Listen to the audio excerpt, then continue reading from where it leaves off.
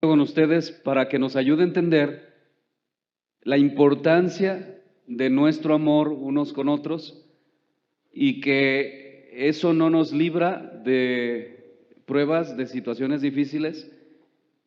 Pero imagínese que usted se encuentra con 12 personas más con las cuales usted ha convivido por 3 años.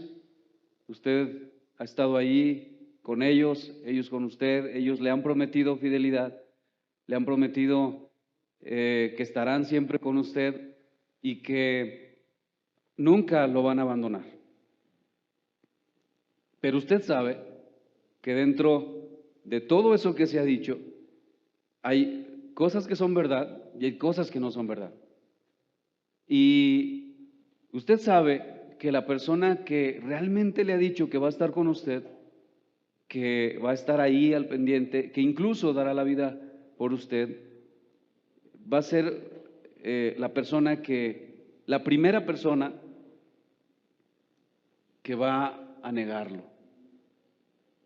que va a traicionarle. Usted ya lo sabe. Está sentado con ellos, come con ellos, duerme con ellos, pasa mucho tiempo con ellos. ¿Qué haría usted si supiera que de esas 12 personas, todos lo iban a abandonar? Pero dos casos que la palabra de Dios nos resalta, ¿verdad? Dos casos que usted sabe que son como insoportables, por así decirlo. Uno lo va a vender y el otro lo va a negar. Ese, hermanos, fue el caso de nuestro Señor Jesucristo. Él sentado en el aposento alto, con hombres que le habían prometido estar con Él, con hombres que prometieron fidelidad hasta el final. Pero Él sabía que dentro de esos 12 había un traidor, alguien que lo iba a entregar, alguien que se iba a convertir en uno de los primeros verdugos. Sin embargo, hermanos, eso que enfrentó nuestro Señor Jesucristo, Él ya lo sabía, todavía no sucedía, pero eso no disminuyó en nada el amor de Cristo por sus discípulos. Yo quiero que en toda la enseñanza usted piense en eso, porque esto nos va a ayudar a entender, hermanos, que ni la traición, ni el que tengamos conflictos entre nosotros son una razón para que nosotros nos alejemos de los demás, y mucho menos para dejarlos de amar. Hay varias razones que yo he predicado ya por la cual debemos dejar una iglesia, y es que yo creo que la mayoría de nosotros sabemos que no podemos estar en una iglesia donde no se predica la palabra. No podemos estar en una iglesia donde el pastor no vive de acuerdo a lo que predica. Y no estoy diciendo que el pastor tiene que ser perfecto, porque eso no existe. Pero lo que quiero decir con esto es que el pastor debe vivir conforme a la palabra del Señor y debe de hacer un gran esfuerzo por eso. El no tener una conciencia limpia también es necesario ya dejar una iglesia, porque si no vamos a dañar. Pero conflictos que surgen entre nuestros hermanos, como, no sé, chismes, malas palabras, malas actitudes, falta de amor, falta de gracia, falta de perdón, eso no debería hacernos alejarnos de nuestros hermanos y mucho menos dejar de amarles. Así que, hermanos, vamos a continuar con nuestra serie, Sirviendo por su amor, con amor. Este sería nuestro tema número 7 y seguimos en el carácter y la conducta de un líder que ama. Esta sería la parte número 4. el carácter y la conducta de un líder que ama. Todavía no salimos de 1 Corintios 13 del versículo al 7, aún estamos ahí. Y voy a leer capítulo 13 de 1 Corintios, verso 1 al 7, dice: si yo hablase lenguas humanas y angélicas y no tengo amor, vengo a ser como metal que resuena o címbalo que retiñe. Y si tuviese profecía y entendiese todos los misterios y toda ciencia, y si tuviese toda la fe de tal manera que trasladase los montes y no tengo amor, nada soy. Y si repartiese todos mis bienes para dar de comer a los pobres, y si entregase mi cuerpo para ser quemado y no tengo amor, de nada me sirve. El amor es sufrido, es benigno, el amor no tiene envidia, el amor no es jactancioso, no se envanece, no hace nada indebido, no busca lo suyo, no se irrita, no guarda rencor, no se goza de la injusticia, mas se goza de la verdad. Todo lo sufre, todo lo cree, todo lo espera, todo lo soporta. No es extraño, hermanos, que cuando la mayoría de nosotros nos acercamos a esta sección de la carta y leemos la palabra amor, no es extraño que nosotros pensemos en fileo, que es el amor de hermanos, o en la palabra eros, que es el amor de pareja, es el amor de atracción sexual. Pero mis hermanos, el apóstol Pablo está describiendo aquí cuál es el amor verdadero, el amor de Cristo.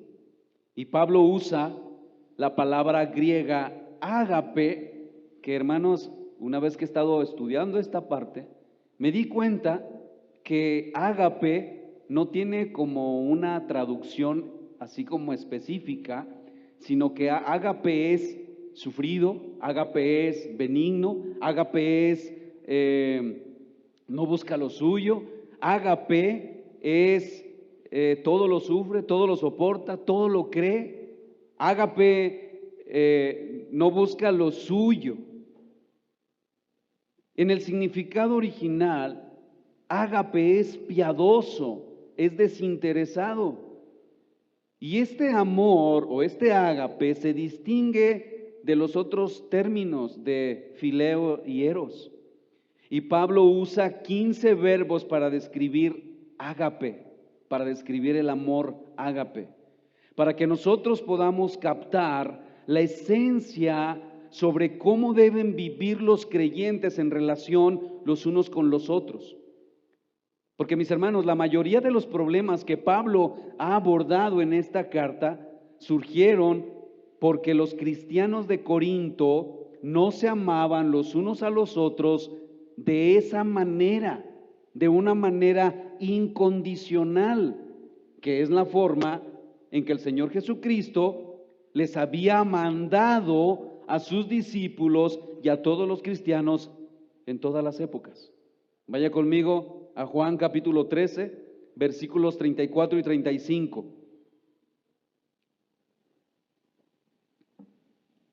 Palabras de nuestro Señor Jesucristo, dice: un mandamiento nuevo os doy, que os améis unos a otros como yo os he amado, que también os améis unos a otros, porque en esto conocerán todos que sois mis discípulos, si tuvierais amor los unos a los otros. Déjeme decirle cómo está el asunto aquí.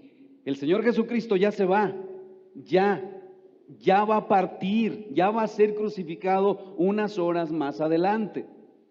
Y hay cosas muy urgentes que Jesús tiene que decirle a sus discípulos. Y de estas cosas urgentes es que ellos deben de saber cómo deben amarse entre sí, porque esa sería la marca distintiva de que todo el mundo sabría que ellos son sus discípulos. Porque además ellos serían los encargados de llevar un mensaje de amor y salvación. Ahora, hermanos, si tú eres creyente, este amor es el que tú debes mostrar, y es este amor el que te impulsa para poder relacionarte con los demás. No solo porque es el ejemplo de Cristo, sino porque ese es el deseo de nuestro Dios, viviendo en un mundo como en el que nos ha tocado vivir, en un contexto de tanta hostilidad en contra de los cristianos. Mis hermanos, nosotros debemos vivir amándonos. Porque es amándonos como el mundo, o aún los que dicen ser cristianos, que sabrán que en verdad somos hijos de Dios. Al compartir con ellos el Evangelio y vean cómo nosotros nos amamos, verán la gran distinción que hay entre un creyente y uno que no lo es. Y verán que ese mensaje del Evangelio es completamente contrario y antagónico a la forma de pensar y de actuar de las personas de este mundo. Porque al amarnos, mis hermanos, unos a otros, no estamos mostrando algo que nosotros hacemos por naturaleza, sino que estamos mostrando una obra que ha sido hecha en nuestros corazones por el poder del Espíritu Santo. Pero que se muestra, escuche esto, en acciones piadosas, no perfectas, porque es precisamente ahí, en esas imperfecciones, donde el amor de Dios se hace presente. Pero sí serán acciones piadosas profundas, acciones piadosas reales y honestas por el poder de Cristo obrando en nosotros. Pero en lo que respecta a nosotros, como siervos de Cristo, trabajamos y nos esforzamos por cumplir la ley de Cristo. ¿Y cuál es esa ley? Pues que todos nosotros llevamos las cargas los unos de los otros. La ley de Cristo es que nos amamos unos a otros, nos perdonamos unos a otros, nos soportamos unos a otros, nos sostenemos unos a otros. Mire lo que dice Gálatas, capítulo 6, verso 2. Sobrellevad los unos las cargas de los otros y cumplid así la ley de Cristo.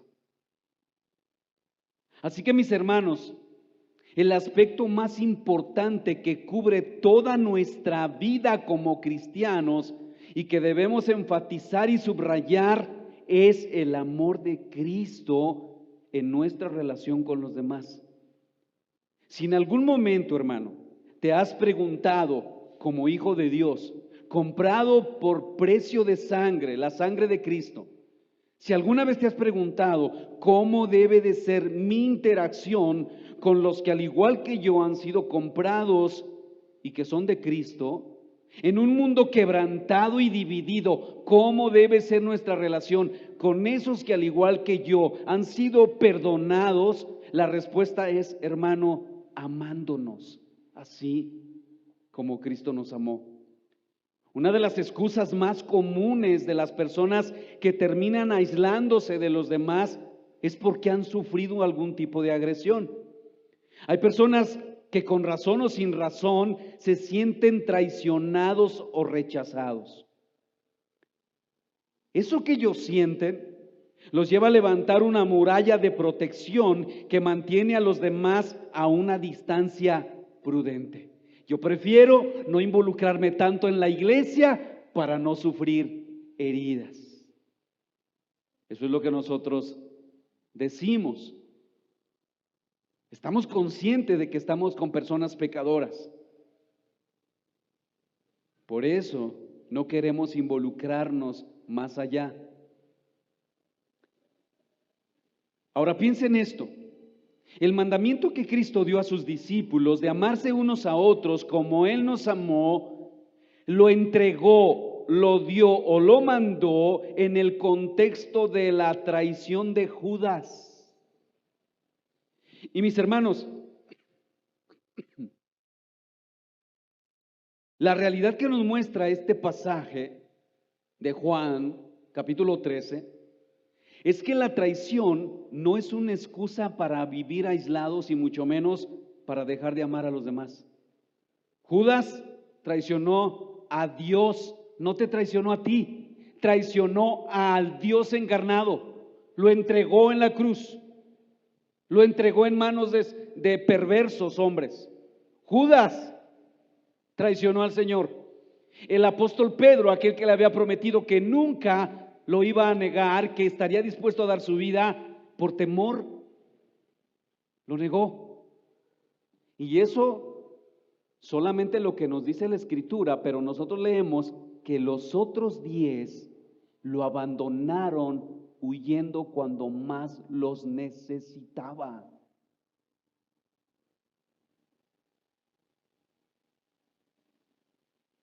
Mis hermanos, perdón, cada uno de nosotros, de alguna manera, lo hemos traicionado. Y aún seguimos pecando contra Él. Y sin embargo, eso no altera o disminuye en lo más mínimo su amor por nosotros. El Señor Jesucristo sabía de la traición de Judas y la negación de Pedro y de nuestros pecados. Y Él vio que tú y yo, después de convertidos, íbamos a seguir siendo unos hipócritas, mentirosos y rebeldes. Y Él te amó y me amó. Esa es la grandeza del Evangelio. Por eso necesitamos comprender el Evangelio. Y yo no sé si lo vayamos a alcanzar a comprender aquí, pero hay hermanos como el pastor Paul Washer que dice: yo podré entender acerca de la segunda venida y enseñar y esto y aquello, pero yo creo, dice Paul Washer, que el Evangelio ni siquiera en la eternidad lo vamos a alcanzar a comprender. Pero mis hermanos, eso no elimina la realidad de lo que Jesús nos manda en este texto: amarnos unos a otros. El Señor sabía de la traición de Judas, la negación de Pedro, de nuestros pecados, y aún así los amó a ellos y nos ama a nosotros y nos sigue amando. Y ahora el Señor Jesucristo nos ordena que nos amemos entre nosotros con esa misma clase de amor. Nosotros no ponemos el estándar, Él lo ha puesto, y el estándar fue su propia vida.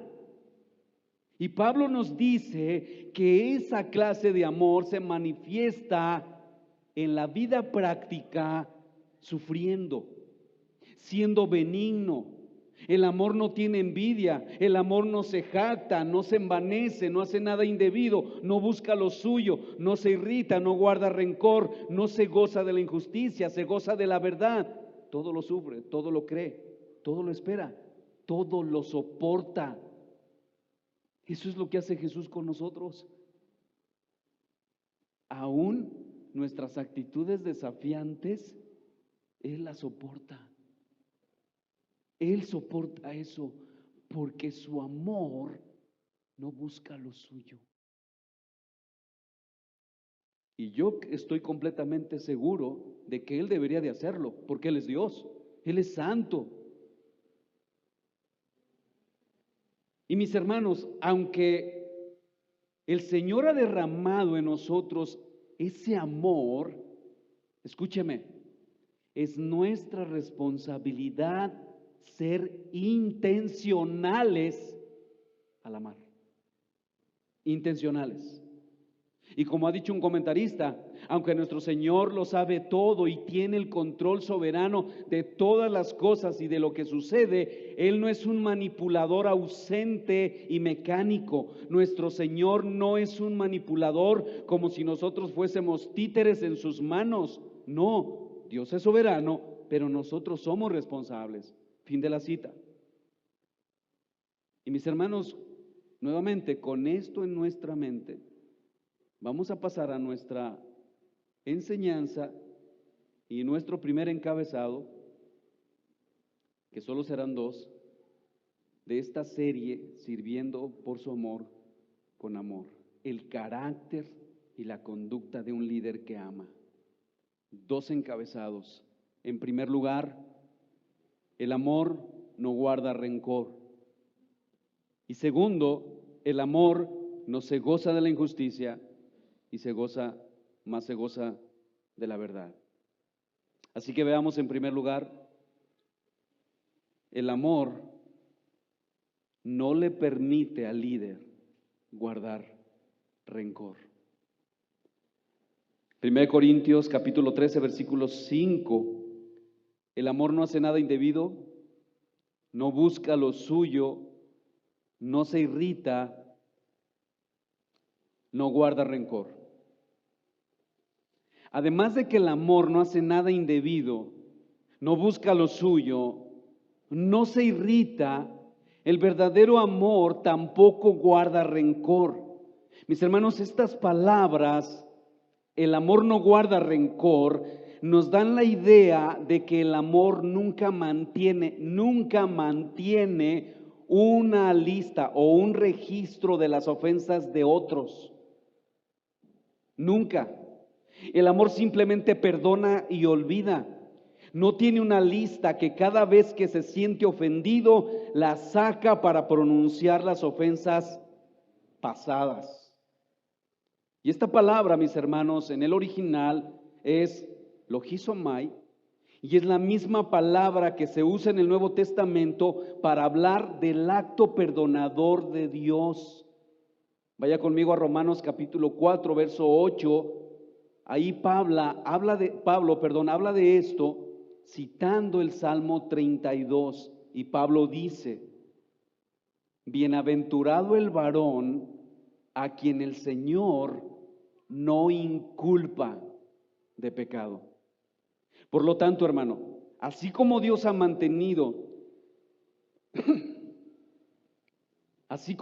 no ha mantenido ningún registro de nuestro pecado, porque Él no tiene una lista de nuestras ofensas hacia Él, de la misma manera nosotros tampoco debemos mantener ningún registro de las maldades de otros hacia nosotros.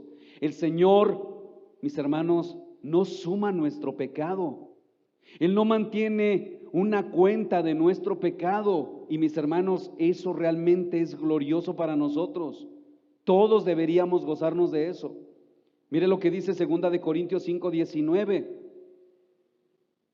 que Dios estaba en Cristo reconciliando consigo al mundo, no tomándoles en cuenta a los hombres sus pecados. Y nos encargó a nosotros la palabra de la reconciliación. Mis hermanos, la libertad de no guardar ningún registro de las ofensas sufridas es de vital importancia para que el amor brille entre nosotros. Todos hemos sido ofendidos por el mal que otros nos han causado, seguramente. Todos hemos tenido que luchar con el perdón.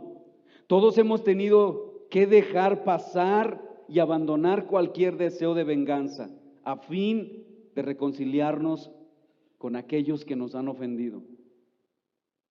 Mis hermanos, no hay forma en que nosotros podríamos convivir con otros creyentes en la iglesia local sin amor. No hay manera. Así como Cristo nos ama, no hay forma de tener una relación, aún en el matrimonio y en cualquier otra relación. Mis hermanos, si nosotros nos resistimos a perdonar las heridas emocionales, si nos sentimos impulsados a vengarnos de las ofensas recibidas, vamos a ser devorados por la amargura, por el enojo y por una actitud imperdonable. Seremos ejemplos miserables, cristianos y líderes ineficaces para la obra de Cristo. Piensa en esta pregunta. ¿Alguna vez usted ha ofendido a Dios como hijo de Dios? Bueno, por lo menos nada más 2. Gloria a Dios.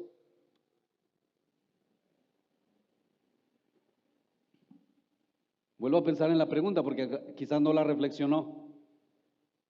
¿Alguna vez usted ha ofendido a Dios ya como cristiano?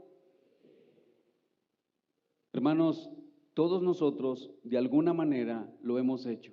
Y sin embargo, Él, nuestro Dios, nunca nos ha dicho que nos las está contando o que ya está cansado de nosotros. No, Él no nos dice eso, porque Él no guarda un registro. Nos ha dado perdón absoluto, hermanos. Nos ha dado perdón absoluto. Por eso la salvación no se pierde, porque nos ha perdonado absolutamente. ¿Cuál pecado Dios no nos ha perdonado? Hay un pecado imperdonable que es la blasfemia contra el Espíritu Santo, pero hermanos, aquellos que verdaderamente han sido comprados por precio, nunca van a cometer ese pecado. De allí en más, todos nuestros pecados han sido absolutamente perdonados. Y eso es porque Él nos ama. De tal manera nos amó Dios que no guarda un registro de nuestros pecados. Él simplemente lo perdona todo cuando vamos a Él en arrepentimiento y fe y confesamos nuestro pecado, y nos sigue perdonando, y nos sigue perdonando, y nos sigue perdonando. ¿Sí o no? ¿Por qué, mis hermanos? Porque el amor perdona. La mayoría de los cristianos compasivos a lo largo de los siglos han sufrido terribles injusticias y críticas, y sin embargo han usado la oportunidad de volverse personas perdonadoras más que personas resentidas. Nunca habrá, mi hermano, una excusa para devolver mal por mal o para destruir la vida de otra persona. Debemos esforzarnos por no dejarnos atrapar por el deseo de devolver mal por mal. Como dice Pablo en Romanos 12:21, no seas vencido de lo malo, sino vence con el bien el mal. Piense en no sé si todos vieron el video que mandó el hermano Rogelio al grupo de nuestros hermanos en el África. Los están matando, los están persiguiendo, los están despojando de todo, les quitaron su local de la iglesia, les quitaron su techo. Ellos bien pudieron haberse resentido e irse, no sé, a algún lugar y separarse, pero no, volvieron al mismo lugar para adorar a nuestro glorioso Salvador Jesucristo.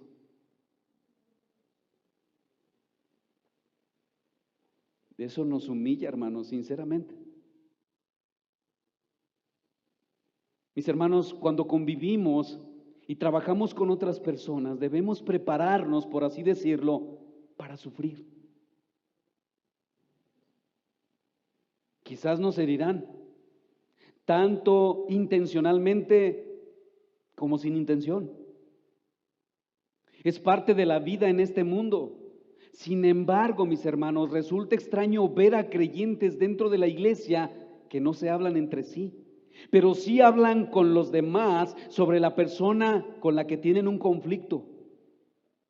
Mis hermanos, si Dios nos reconcilió consigo mismo mediante Cristo, ¿cómo no vamos a buscar la relación, la reconciliación entre nosotros como cristianos? Cuando se nos agravia, es nuestra oportunidad, escuche eso, cuando se nos agravia, es nuestra oportunidad para practicar la nueva vida en Cristo.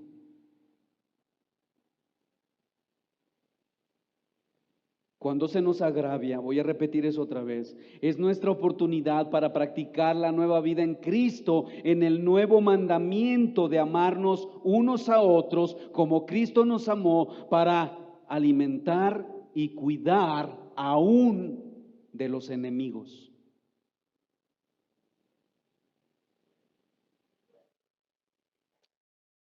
Y cuando nosotros hacemos eso, hermanos, amontonamos ascuas de fuego sobre su cabeza y vencemos el bien con el mal, como dice Pablo en Romanos 12:20. Así que si tu enemigo tuviere hambre,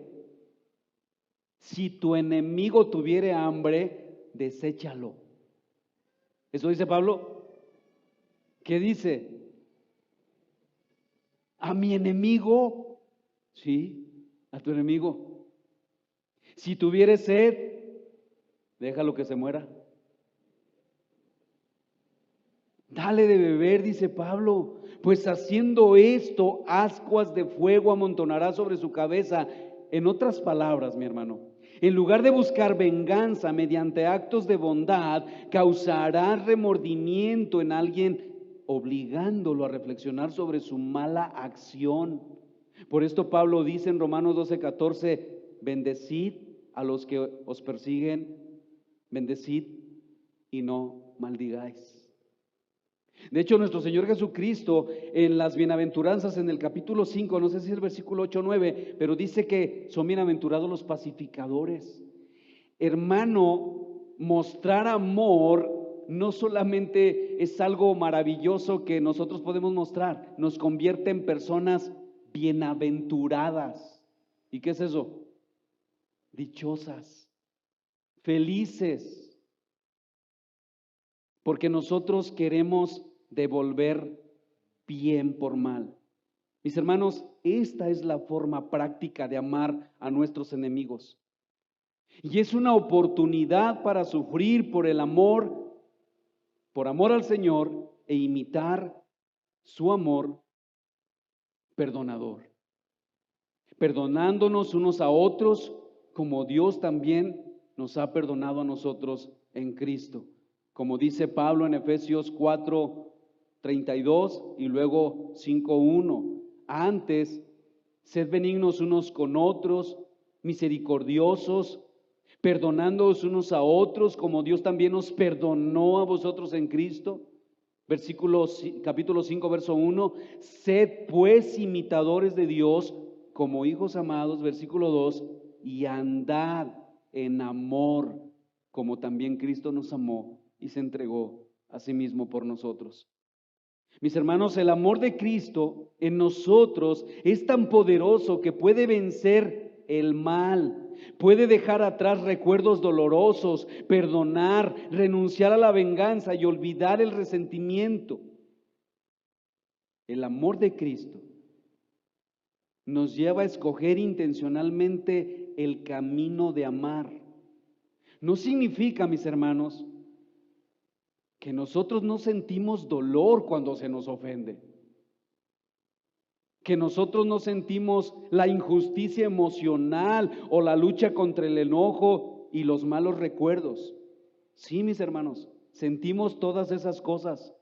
Sin embargo, escoger el camino más excelente que Pablo nos dice significa que buscamos por el poder y con la ayuda del Espíritu Santo dentro de nosotros tratar honestamente con nuestras heridas emocionales. Perdonamos a otros tal como nosotros mismos hemos sido perdonados muchas veces por Cristo.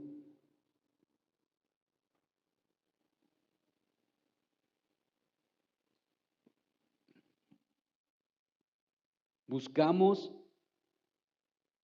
entender a la persona que nos ha causado heridas y reconocemos que nosotros hemos hecho lo mismo con otros.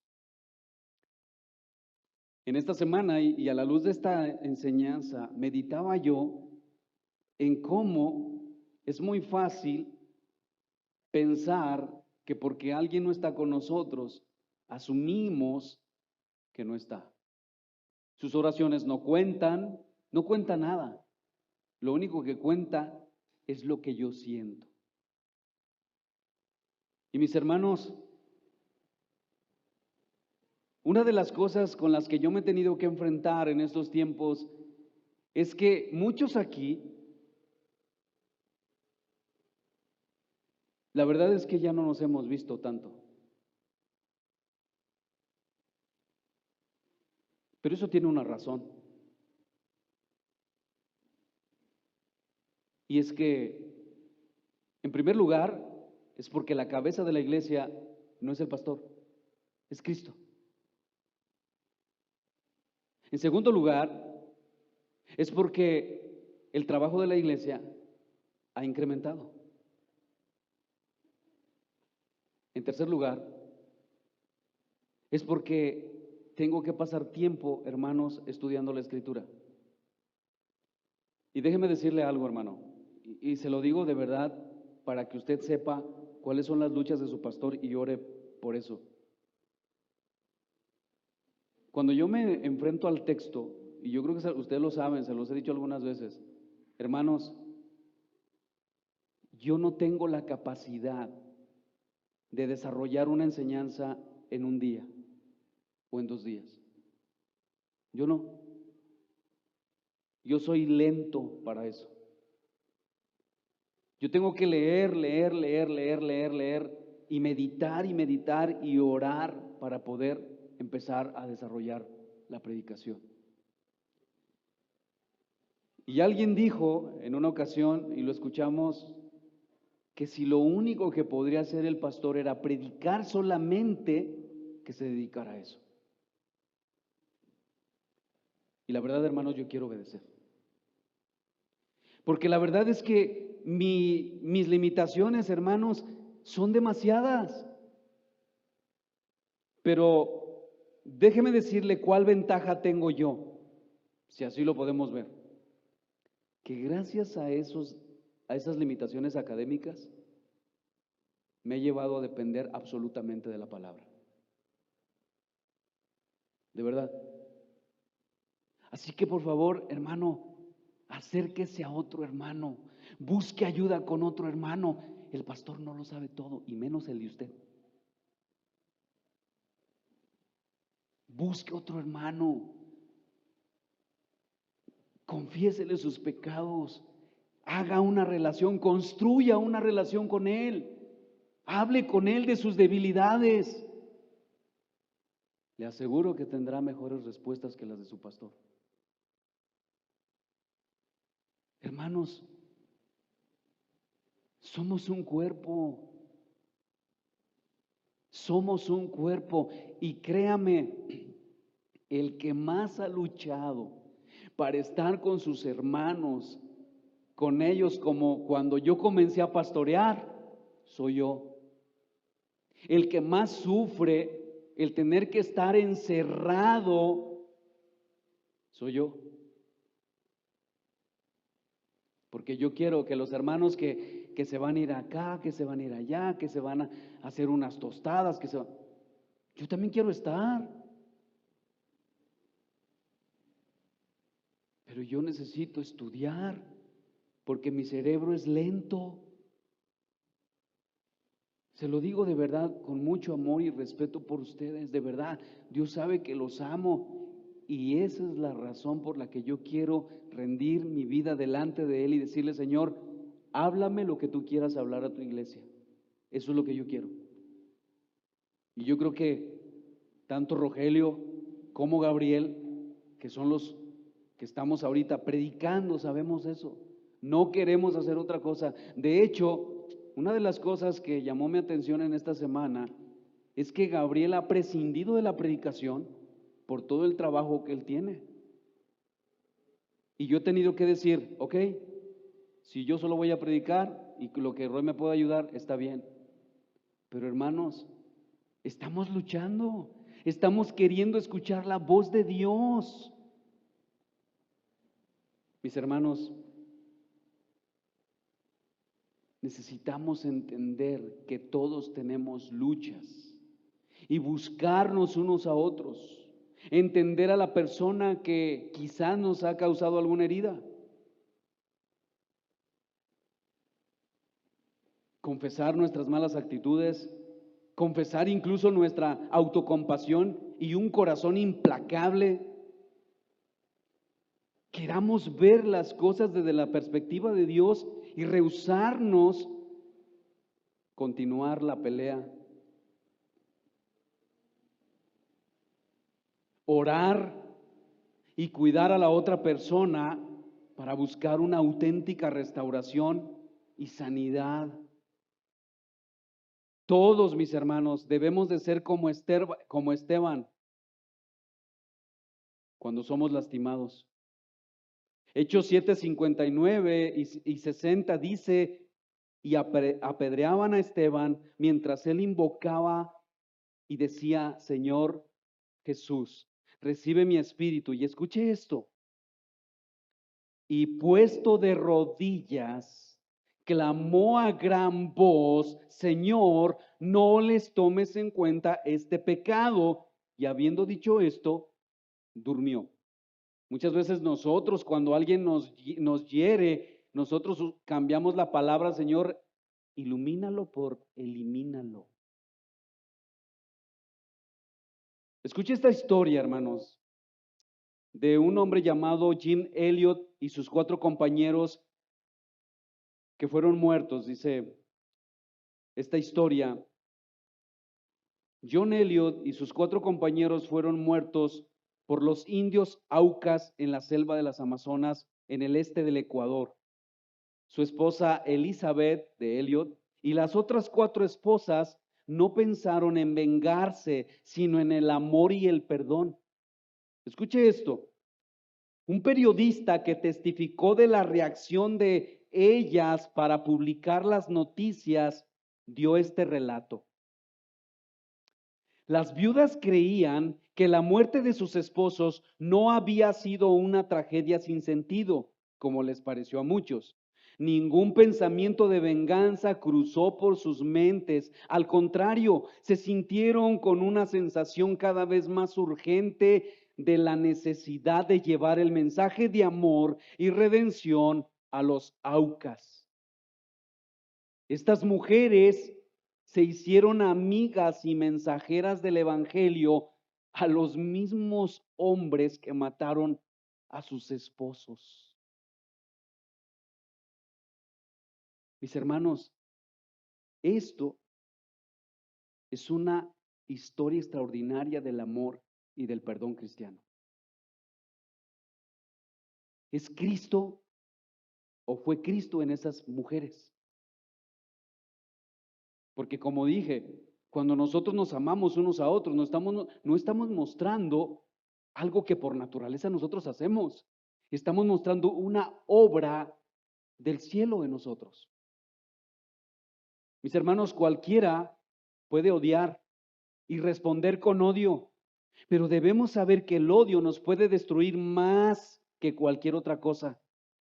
Puedes tratar de defenderte, pero entonces, hermano, la pregunta es: ¿dónde está la diferencia entre uno que ha sido transformado por el poder de Cristo para amar y uno que sigue muerto en sus delitos y pecados? ¿Dónde está la diferencia? Mis hermanos, la cruz debe borrar cualquier cosa de nuestra mente y corazón que desea hacer mal. Porque la cruz de Cristo, en la cruz, mis hermanos, Cristo oró: Padre, perdona a estas personas porque no saben lo que hacen. Mis hermanos, la vida, según el camino más excelente, no mantiene un registro de injusticias y heridas emocionales. El amor, o el camino más excelente, no hace planes para desquitarse. En cambio, el amor es generoso y olvida. El amor perdona, el amor bendice a los que han causado ofensa, no guarda rencor. Yo no sé si en algún momento usted se ha sentado con su esposa, si tiene esposa, o con su esposo y ha dicho: ¿qué te parece si ya nada más hacemos esto y esto y esto en la iglesia y mantenemos nuestra distancia para no salir heridos? ¿Te parece, mi amor? Oh, wow. Sí, extraordinario. La pregunta es: ¿qué dice Cristo? ¿Qué dice la palabra? En algún momento hablamos de esas iglesias de Igle Crecimiento, donde han puesto a los pobres en un lugar, a los ricos en otro, para que los pobres no se sientan discriminados por los ricos. Hermanos, eso suena muy noble, pero es una terrible distorsión del evangelio. El amor no guarda rencor. Y esto nos lleva a nuestro segundo encabezado. En segundo lugar, el amor no le permite al siervo o al líder gozarse de la injusticia, sino que lo lleva a gozarse de la verdad. Y esta palabra, mis hermanos, este es 1 Corintios 13:6, esta palabra injusticia simplemente significa iniquidad, que habla de jactarse del pecado. Los corintios se jactaban de su pecado, se regocijaban y estaban orgullosos de eso.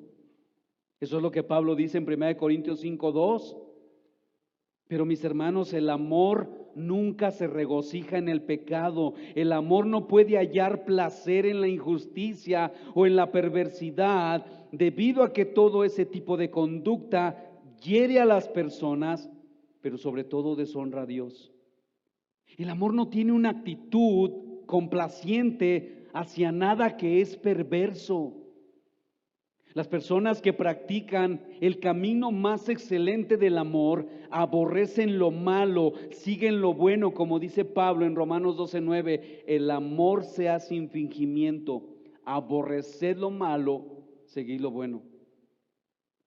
Mis hermanos, la iniquidad enfrenta a nuestro Dios, y si usted ama a Dios, usted no querrá que nuestro Dios sea afrentado.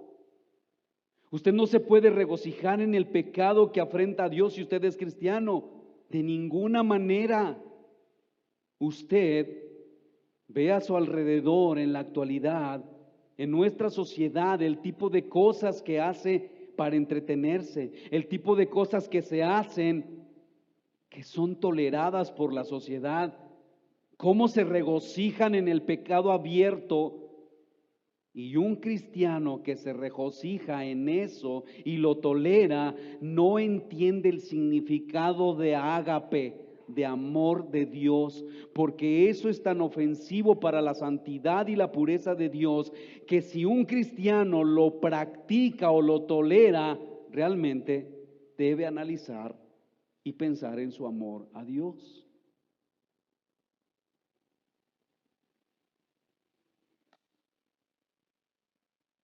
En un mundo caído, mis hermanos, que a menudo llama a lo bueno malo y a lo malo bueno, como dice el profeta Isaías en el capítulo 5, verso 20, lamentablemente es muy fácil aceptar la injusticia. Y mis hermanos, es asombroso cómo las personas religiosas también pueden hallar gran placer en hacer mal. Solo piense en la Santa Inquisición. Los actos de asesinato más horribles cometidos por los religiosos. ¿De dónde nació los métodos de tortura más satánicos? ¿De dónde nació? Del corazón de los religiosos.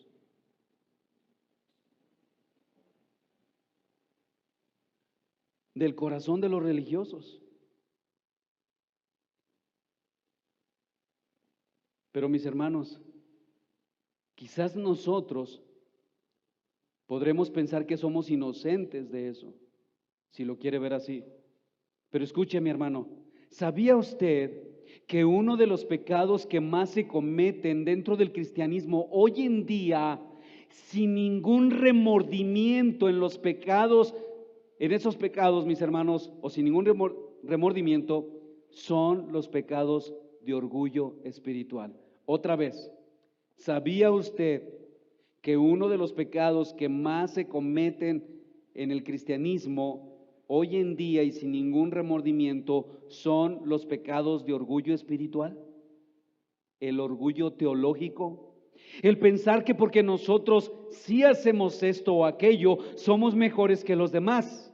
Hermanos, esto es terrible, pero sucede dentro de las filas del cristianismo. Y no nos damos cuenta de que eso no solo nos aleja de la humildad, sino que no estamos siguiendo el camino más excelente. Algunos cristianos que creen en la Biblia también pueden llegar a gozarse de la injusticia. Escuche esto, se dice de un pastor evangélico que anunció deleitosamente desde el púlpito que un hermano en Cristo que se había opuesto a su ministerio, había muerto repentinamente. Este pastor declaró que la muerte de ese hombre fue el juicio de Dios sobre él. Otro caso, un anciano hacía alarde de gozar de una buena pelea, de humillar a su pastor y de aplastar sus planes del pastor para la iglesia. Otro caso, un pastor se alegró cuando oyó de las desgracias de las personas que se habían ido de su iglesia. Mis hermanos, estos goces afligen al Espíritu Santo. No son sentimientos cristianos, no son actitudes cristianas. Estas prácticas no solo son conductas, no son las conductas de los que andan según el camino más excelente del amor. Las personas que aman no derivan placer de sensaciones de superioridad sobre otros. Qué bueno que le pasó, qué bueno que esto, qué bueno que aquello. No se deleitan en chismes interesantes ni encuentran satisfacción en oír acerca de pecados y del fallecimiento de líderes cristianos que no eran de su agrado.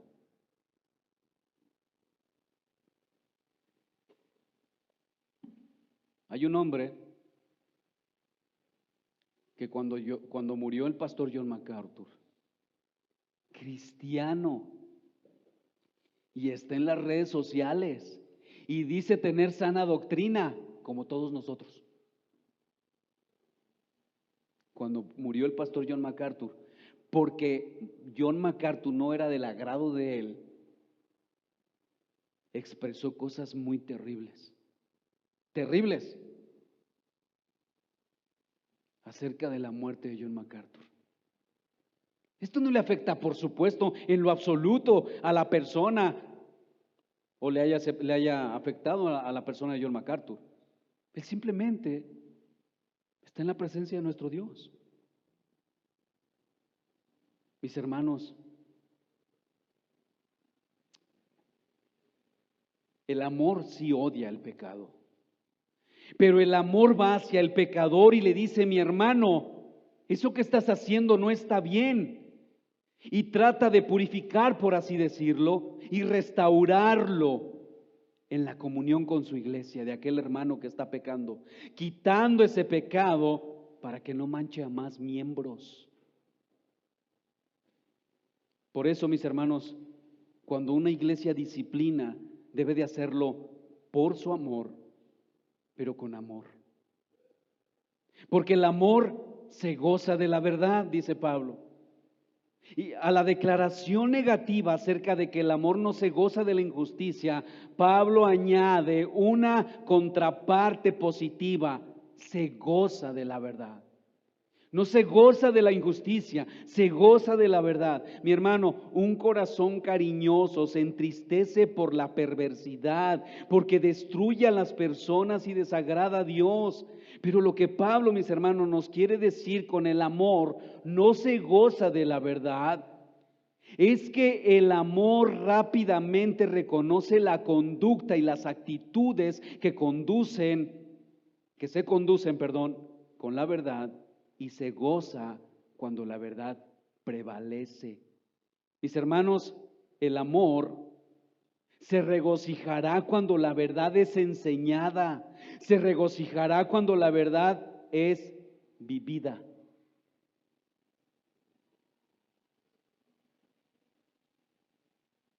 Pero ahora piensen lo que Pablo dice, mis hermanos.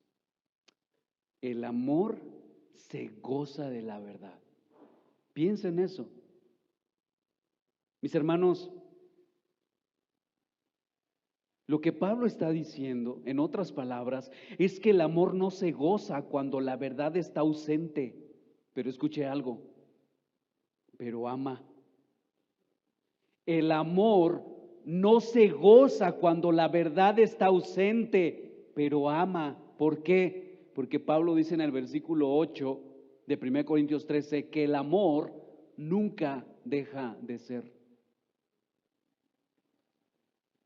Nunca deja de ser.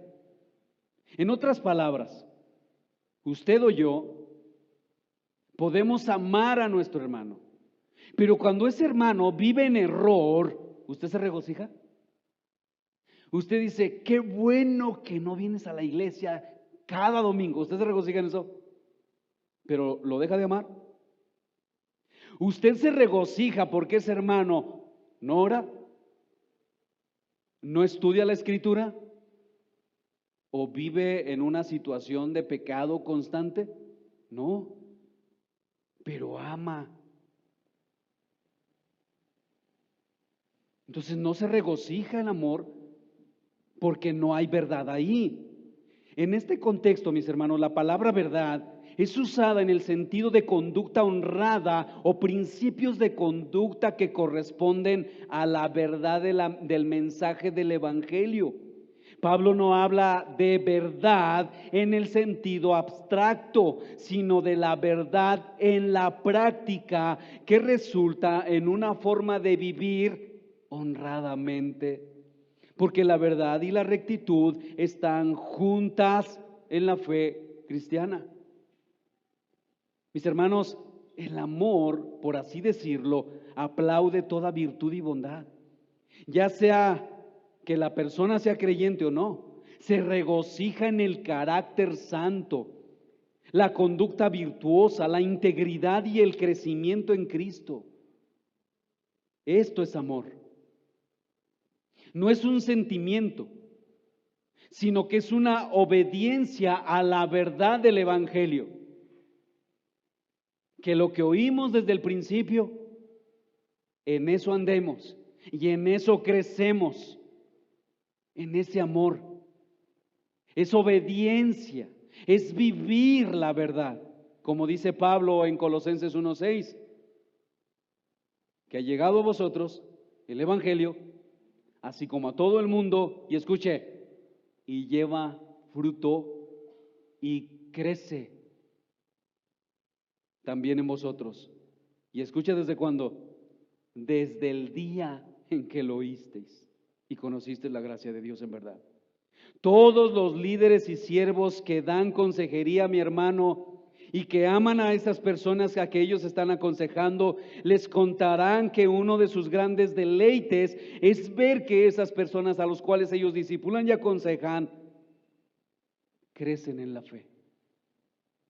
No hay nada más maravilloso que un hermano que está guiando a otros, ver que esos están creciendo en amor, están madurando, están llevando fruto.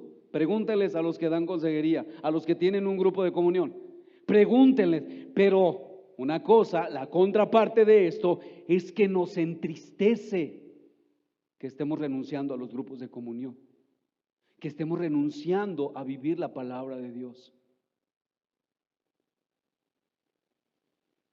Mis hermanos, el mismo apóstol Pablo se regocijó en todo lo que los corintios hicieron y que era correcto y bueno, a pesar de sus muchos fracasos.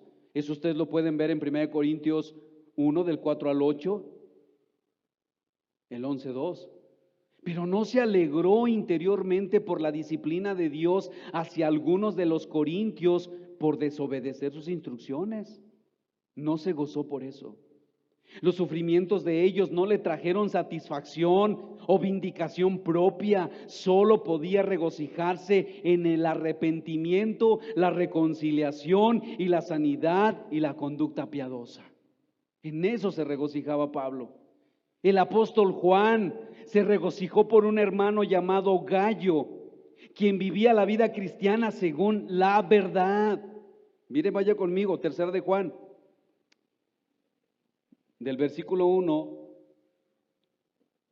en adelante. El anciano Agallo, el amado, a quien amo en la verdad, amado, yo deseo que tú seas prosperado en todas las cosas y que tengas salud, así como prospera tu alma. Pues mucho me regocijé cuando vinieron los hermanos y dieron testimonio de tu verdad, de cómo andas en la verdad. No tengo yo mayor gozo que este, el oír que mis hijos andan en la verdad. Mis hermanos, la prueba de que Gallo, este hombre llamado Gallo, caminaba en la verdad era la hospitalidad que les mostró a los cristianos que viajaban, los cuales eran evangelistas y maestros itinerantes. Usted lo puede ver en el mismo, ahí mismo, pero en el versículo 8, del 5 al 8. Juan tuvo gran gozo en oír que Gallo era bondadoso, era generoso y desinteresado. Y déjeme decirle algo que leí esta semana en un anuncio ahí. De hecho, es de Teología Sana.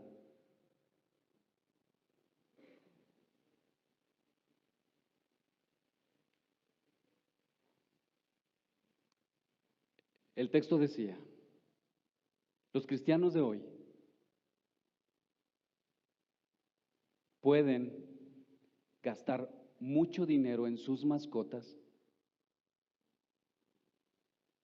pero no son capaces de dar para la obra, para las misiones. Eso duele, hermano, de verdad. Porque si fuéramos más conscientes, todos estaríamos buscando la manera de cómo suplir comida para nuestros hermanos en África. De verdad. Yo no sé si esto te ofende, pero como dijo Miguel Núñez, ¿verdad? Se tenía que decir y se dijo.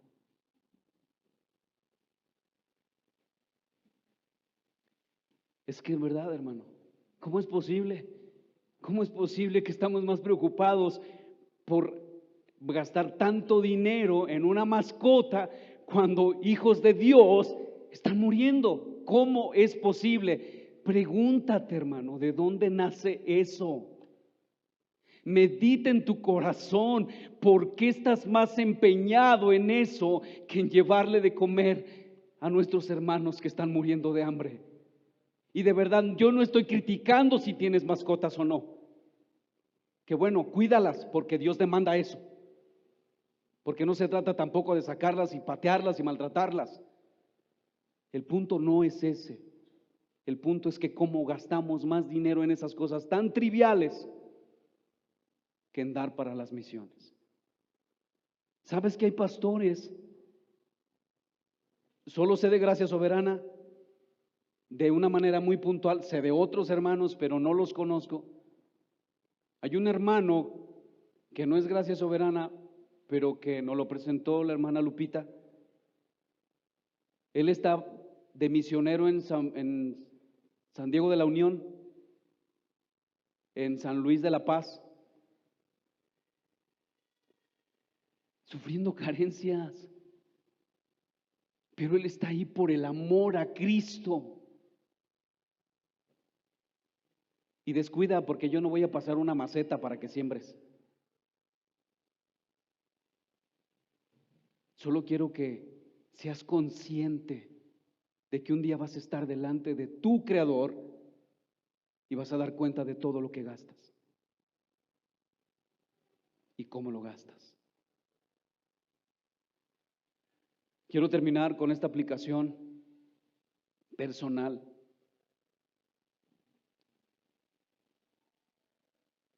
Regocijarse en la verdad y no hacer el mal es vivir, es andar, es practicar el camino más excelente del amor. Este es un amor, escucha mi hermano, que nos habla de sacrificio, de vivir en un sacrificio o en un servicio sacrificial. Nos habla de salir de nuestra zona de comodidad, nos habla de salir de nuestra zona de confort para hacerle bien a otros. Ese es el camino más excelente. No hablar en lenguas, aunque muchos lo son. No hablar muchos idiomas, aunque puedes hacerlo. Mis hermanos, ese es el camino más excelente.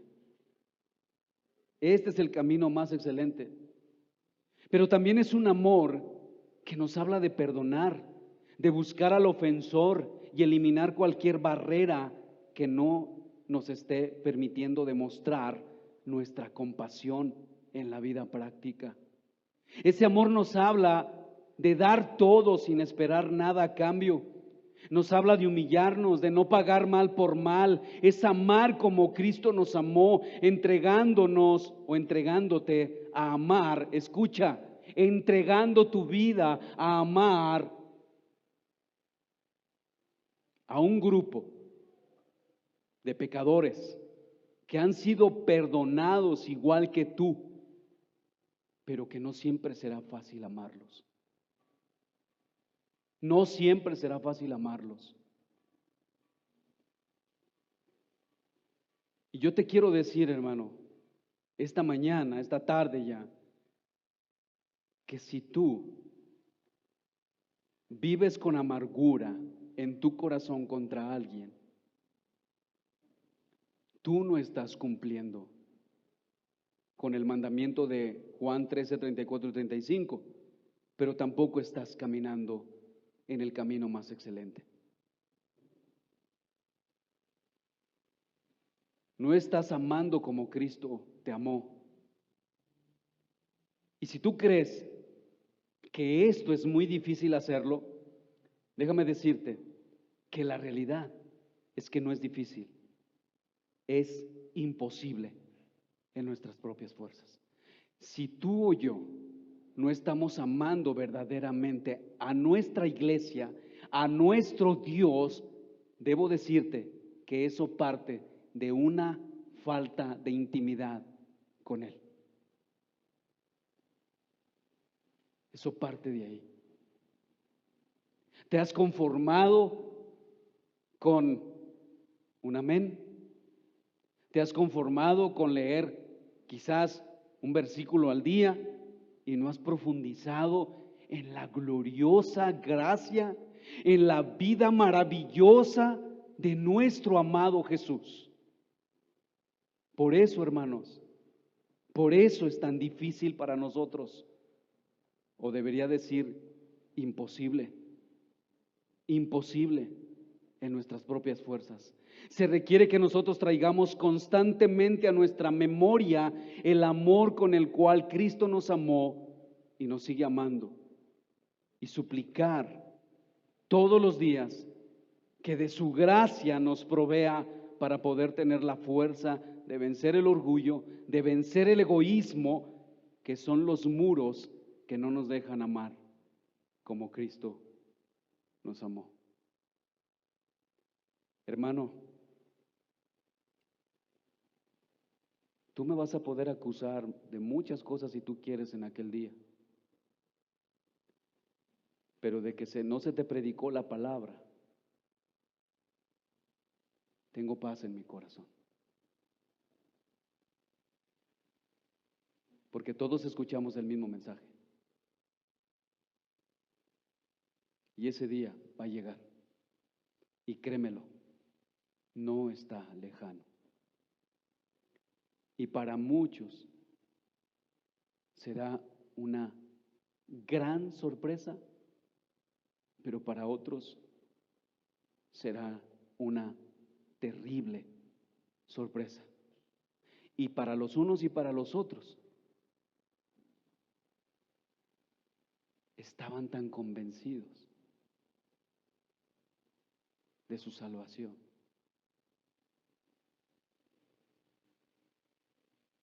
Hermanos, el amar no es una opción, es un mandato de nuestro Dios. Pónganse de pie y oremos.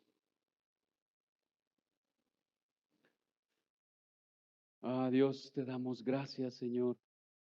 Gracias por tu misericordia. Gracias por tu fidelidad.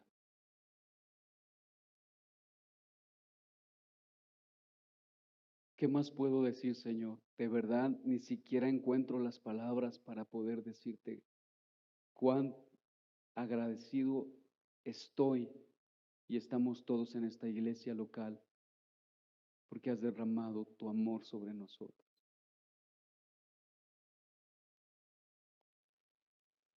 Aviva nuestros corazones, Señor, por favor.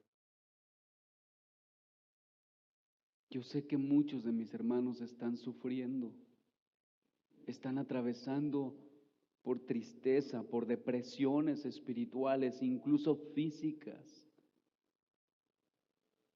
Ayúdanos a ser sensibles a todos, Señor.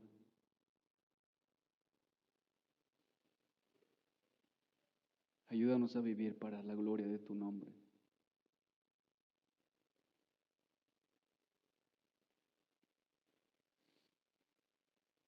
Ayúdanos a mostrar realmente a Cristo a través de amarnos unos a otros. No permitas que nos indignemos por nada, Señor.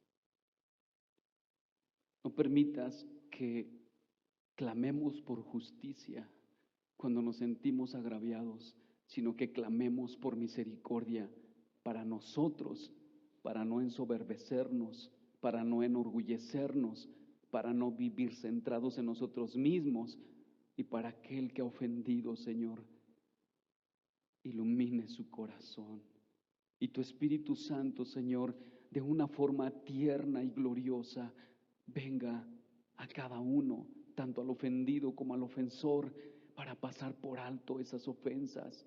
Como decía Pablo, no están listos para pasar por alto el agravio, sino que se están peleando unos a otros, incluso llevando estas situaciones delante de los jueces. ¿Acaso no hay en la iglesia quien pueda mediar o lidiar estas cosas que están pasando entre vosotros? Señor, tu palabra es clara y todos entendemos lo que tú has traído para nosotros hoy, porque el domingo pasado ya pasó, pero hoy tenemos una nueva responsabilidad. Hoy tenemos, Señor, un compromiso, porque no podemos divorciar el amor que tenemos por ti y por la iglesia y nuestro compromiso de vivir para ti y para la iglesia. Lo hacemos por amor, pero también porque sabemos que tenemos una responsabilidad. Y en esa responsabilidad, Señor, queremos ser intencionales en amar y perdonar y buscar a quienes más lo necesitan. Gracias, Señor. Gracias por tu misericordia. Y gracias por la vida de esta iglesia que tú le das. Gracias por el amor que tú derramas sobre cada uno de los miembros de esta iglesia local. Gracias. Gracias por mostrarnos tu amor a través de los miembros de este cuerpo local. Gracias, Señor. Gracias. Por Jesucristo. Amén.